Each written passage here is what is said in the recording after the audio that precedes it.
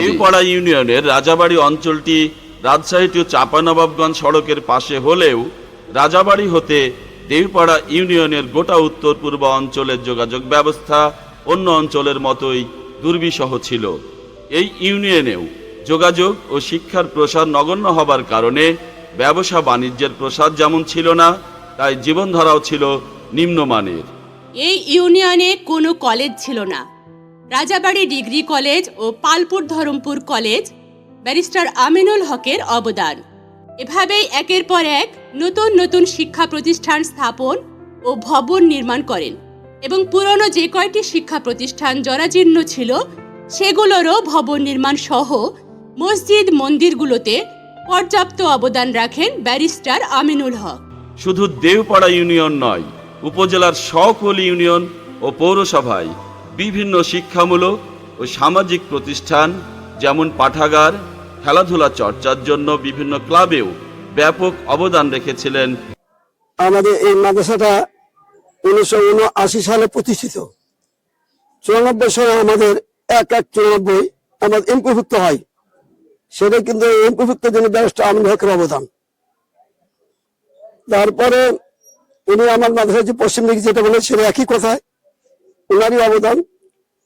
আর ওনার ছিল কি school college মাদ্রাসার মধ্যে, শুধু এটা না, আমি যদি স্থানীয় লোক স্কুল কলেজ মাদ্রাসা যেগুলা উন্নয়নে দেখছেন এগুলো ব্যারিস্টার আমিনুল হকেরই অবদান। আমরা বিগত এই 15 বছর এই সরকারের আমলে আমরা কোন প্রতিষ্ঠান থেকে এলাকার আমরা কিছু পাই নাই। আমি ব্যক্তি কোনো রাজনীতির সঙ্গে জড়িত নাই, কিন্তু আমার কথা হলো কি, যে ভালো কাজ করতে ভালো প্রশংসা করব, যে দলের আসনে কেন। আর যে দল যদি না করে তাদেরকে আমি অন্ধের মতন তাকে যেন বিশ্বাস করে তা করবো না আমি। এই জন্য ব্যারিস্টার উনি মারা গেছেন, উনি রুহের মাগফিরাত কামনা করে। উনি যদি বাঁচা থাকতো, উনি যদি আবার যদি আমাদের কাছে আসতো, উনি যে কথাগুলো বলে সে কথাগুলো কিন্তু সত্য। চেষ্টা করে, উনি বলে করে দেবো এই কথা বলে না, শুধু বলে আমি চেষ্টা করবো, আপনার আশ্বাস রাখেন, আমার উপর বিশ্বাস রাখেন। তাই করেছে। আমাদের রাতারাতি আমাদের একটা রাস্তা করে দিয়েছে মালিসা গ্রামে। এলাকার যত অবদান আছে রাস্তার ঘাটে উনারই অবদান দেয়।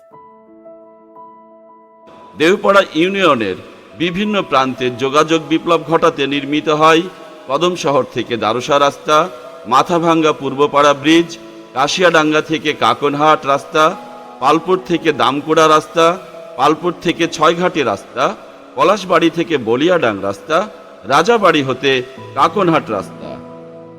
ভাগাইল ব্রিজ নির্মিত হবার আগে উভয় পাশের মানুষ নৌকায় যাতায়াত করত, কিন্তু ভাগাইল ব্রিজ নির্মিত হওয়ায় এ অঞ্চলের মানুষের যাতায়াত সুবিধার কারণে ব্যবসা বাণিজ্যের প্রসার ঘটে। প্রিয় এলাকাবাসী ও বর্তমান প্রজন্ম, পর্দায় আপনারা যে সকল প্রতিষ্ঠান বা ভবন দেখছেন, বিএনপি সরকার ও বিএনপি প্রেমী জনগণ গর্ব করে বলতে পারবে এগুলো আমাদের অবদান। কিন্তু 1986-তে বা বিভিন্ন সময় তানোর গোদাগাড়ি আসনের দায়িত্বে যারা ছিলেন তাদের প্রশ্ন করুন, আপনার এলাকা সহ গোটা উপজেলায় তাদের ন্যূনতম কি কি অবদান ছিল।